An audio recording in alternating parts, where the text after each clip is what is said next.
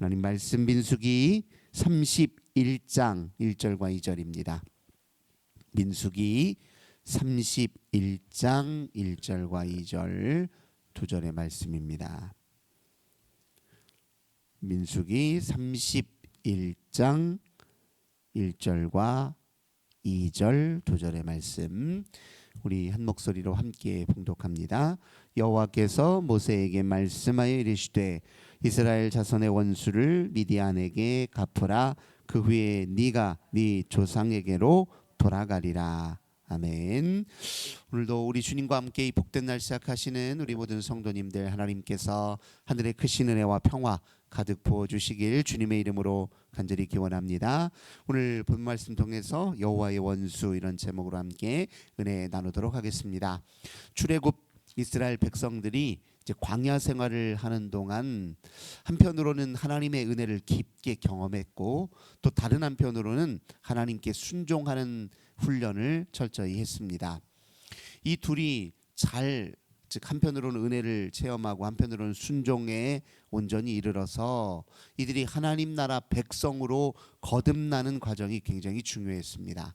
하나님이 그들에게 예비하신 가나안 땅은 이미 이방 민족들이 오랫동안 터잡아 살고 있었던 곳이에요. 이방 민족들 나름의 그들도 신앙 종교가 있었고 그들 나름의 문화 양식과 생활 양식이 있었습니다.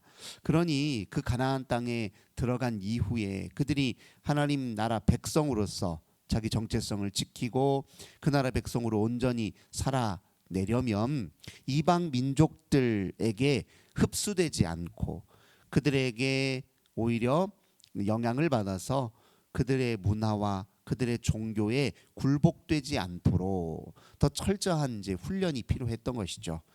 이게 없이 가나안 땅에 무작정 들어가 봐야 하나님의 그 의도와 목적에 위배된 삶이라는 것은 이스라엘의 그 본질, 이스라엘을 부르신 하나님의 본질과 이유가 상실돼 버리는 그런 일이니까 이 광야 생활이 그만큼 중요했던 것이죠. 그래서 오늘 본문에서 특별히 이스라엘 백성들에게 요구한 것은 무엇이냐면 영적 전쟁을 대비하라는 것이 이제 그 핵심입니다. 오늘 31장의 이야기를 이해하려면 민수기 25장에서의 사건을 먼저 환기시킬 필요가 있습니다. 민수기 25장에 보면 어떤 일이 있었냐면 이스라엘 백성들이 시딤에 머물러 있는 동안 모압 백성의 여인들과 결혼하는 사람들이 나타났어요. 그러니까 모압 여인들과 결혼을 했다. 결혼하는 것 자체가 문제라기보다는 결혼하고 난 이후에 어떤 일이 벌어졌느냐. 25장 1절과 2절입니다. 이스라엘이 시딤에 머물러 있더니 그 백성이 모압 여자들과 음행하기를 시작하니라. 그 여자들이 자기 신들에게 제사할 때에 이스라엘 백성을 청함에 백성이 먹고 그들의 신들에게 절함으로 이스라엘이 바알 보엘에게 가담한지라. 여호와께서 이스라엘에게 진노하시니라. 이 본문이 이걸 말하는 거예요.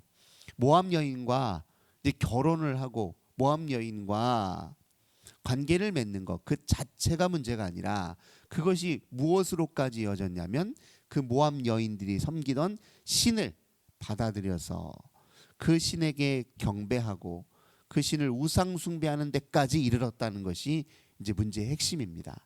그래서 율법도 이제 결혼을 이방 민족과 결혼을 하고 또 언약을 체결하는 것을 금했던 것이 바로 여기에 있습니다. 그들이 영적으로 성숙해서 어떤 상황과 환경 속에서도 자기 신앙을 굳게 지키고 오히려 하나님 신앙으로 주변 사람들에게 하나님과 그들 사이에 다리 놓는 역할, 제사장 역할을 잘 할 것 같으면 하나님이 그런 그 많은 율법을 주지 않으셨을 겁니다. 결혼하지 말라, 그들과 언약도 체결하지 말라 그런 얘기 안 하셨을 거예요. 근데 하나님이 뻔히 아시거든요. 그들이 얼마나 영적으로 취약하고 또 연약한지를 아시니까 이런 우상숭배의 뿌리를 그냥 근원부터 차단하시려고 혼인도 하지 말고 언약도 서로 체결하지 말라 그렇게 말하신 거거든요. 근데 아니나 다를까 지금 25장의 에피소드 중에 하나가 이 모압 여인들과 서로 잘 지낸다 하는 명분으로 처음엔 그렇게 지냈다가 그들과 관계를 맺고 결혼하기도 하고 이런 일들이 벌어지니 그것이 고스란히 우상 숭배로 이어졌다는 겁니다. 25장 이제 그 뒤에는 또 어떤 일이 있냐면 6절을 보니까 이스라엘 자손의 온 회중이 회막 문에서 울 때에 이스라엘 자손 한 사람이 모세와 온 회중의 눈앞에 미디안의 한 여인을 데리고 그의 형제에게로 온지라. 지금 모압 이 사건으로 모압 여인과 또 어울리다가 우상 숭배한 이 사건 때문에 하나님이 진노하셔서 심판한 것이 바로 직전이었는데, 아니 그런 상황에서 또 어떤 사람이 이번에는 미디안 여인을 그냥 이렇게 버젓이 데리고 나타난 거예요. 그래서 이것을 보다 못해 화가 난 사람이 27장 제사장 아론의 손자 엘르아셀의 아들 비느하스가 보고 회중 가운데서 일어나 손에 창을 들고 그 여인의 배를 꿰뚫어 죽이는 이런 사건이 일어납니다. 그러니까 지금 25장은 전형적으로 이스라엘 백성들이 앞으로 가나안 땅에 들어가면 일어날지 모르는 일을 미리 예고해 보여준 거예요. 그래서 하나님이 여기에 대해서 단호하게 조치를 내리는 장면이 바로 이제 오늘 우리가 읽었던 본문의 이야기인 겁니다. 여기서 이제 특별히 주의해야 될 표현이 하나님이 그들은 이스라엘의 원수라고 얘기를 해요. 그러니까 원수라고까지 표현하는 이유는 무엇이냐면 경계해야 된다는 뜻이에요. 그들을 조심해야 된다는 뜻입니다. 근데 엄밀히 말하자면 무엇을 조심하느냐? 그들을 조심한다기보다는 그들로 인해서 받은 영향을 조심해야 된다는 뜻이에요. 엄밀히 말하면 자기 속에 있는 유혹거리를 조심하라는 뜻이에요. 실제로 성경에서 등장하는 이제 가나안 땅의 정복 전쟁, 그 이방 민족에 대해서 하나님이 그들을 죽여라, 진멸하라 하는 이런 식의 명령은 사실은 영적 전쟁을 뜻하는 일입니다. 실제로 뭐 이스라엘 백성들이 이방 민족들을 막 다 진멸할 만큼의 군사적인 역량이 있느냐? 없어요. 그들은 뭐 노예로 살다가 갑자기 광야 생활로 들어든 사람이에요.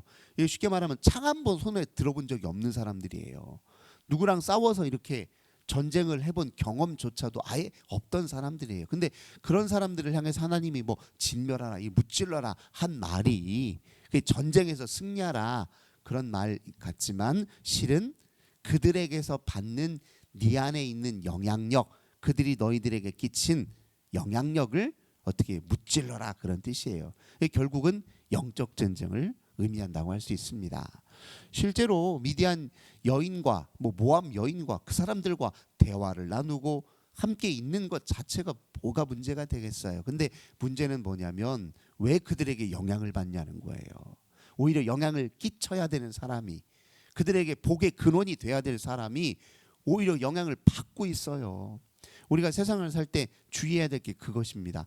우리는 세상을 구원하시는 하나님의 대리자가 되어 하나님의 선교 동역자가 되어 세상에 선한 영향력을 끼쳐야 되는 사람인데 세상의 영향을 받아서 그걸 교회로 끌고 들어와요. 이걸 이제 경계하고 주의해야 한다 그런 뜻입니다. 세상 사는 사람들이 사는 대로 똑같이 살고 세상 사람들보다 더 욕심을 내고 세상 사람들보다 더 높아지려고 하고 세상 사람들보다 더 세상의 방식대로 성공하려고 하고 세상 사람들보다 더 세상에서 값지다 여기는 것을 더 욕심낸다.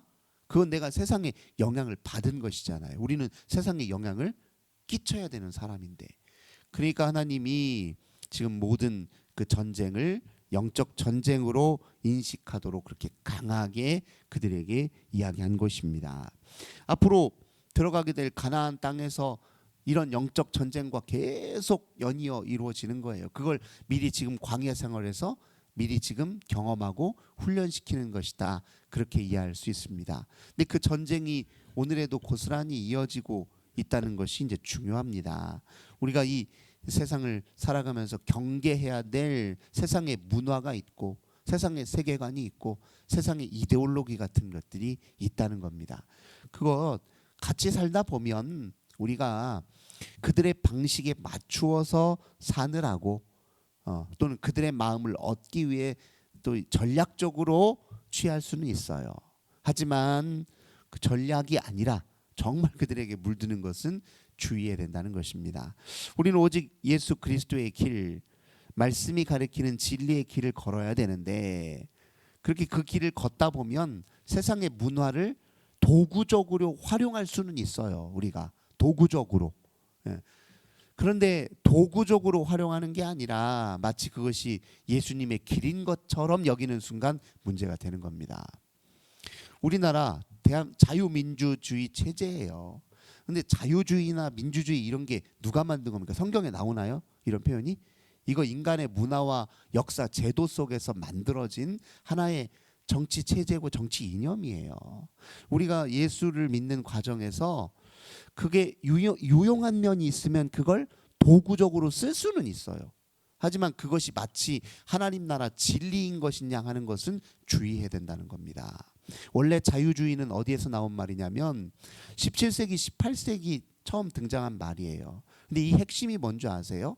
이 성경에서 말하는 뭐 영적 자유, 죄로부터의 자유 또는 악으로부터의 자유, 이런 욕망으로부터의 자유, 이걸 말하는 게 아니라 처음 이 자유라는 말을 썼던 사람들은 어떤 의미로 썼느냐?